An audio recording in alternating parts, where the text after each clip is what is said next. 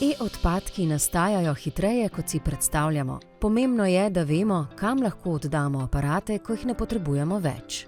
Zato je stalno ozaveščanje ključnega pomena. Le z vztrajnim informiranjem, izobraževanjem in aktivnim vključevanjem potrošnikov lahko povečamo delež zbranih e-odpadkov. Vsakdo lahko prispeva k ohranjanju naravnih virov. V družbi ZEOS si prizadevamo za spremembo navad uporabnikov električne in elektronske opreme, prenosnih baterij in industrijskih baterij ter odpadnih nagrobnih sveč, da bi omogočili pravilno ravnanje z njimi kot izdelki in odpadki, ko le-ti nastanejo.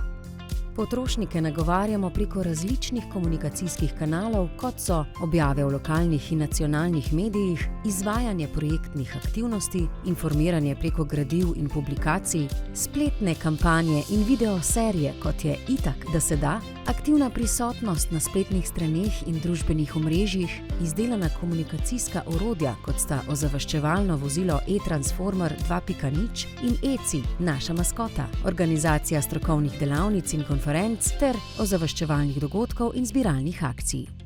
Od leta 2007 smo po vsej Sloveniji organizirali že več kot 1330 ozaveščevalnih aktivnosti. To pomeni povprečno več kot 74 dogodkov na leto, skoraj 2 na teden.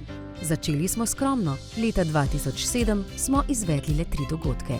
Danes pa v posameznem letu izvedemo več kot 170 dogodkov. K temu pomembno prispevajo projekti LIFE in drugi projekti, ki svojo vsebinsko in organizacijsko podporo omogočajo, da dosežemo več ljudi in vključimo več lokalnih skupnosti. Zavedamo se, da je spreminjanje navad pri ločevanju odpadkov dolgotrajen proces, ki zahteva skrbno načrtovanje in sodelovanje vseh deležnikov. Zato ozaveščanje gradimo postopno, z vztrajnostjo, predanostjo in jasnim ciljem, da ločevanje postane navada, ne izjema. Veseli nas, da se skupnost ZEOS širi.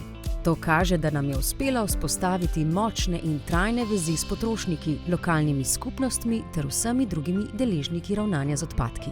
ZEOS. Spreminjamo navade vseh generacij pri ločevanju e-odpadkov in odpadnih baterij.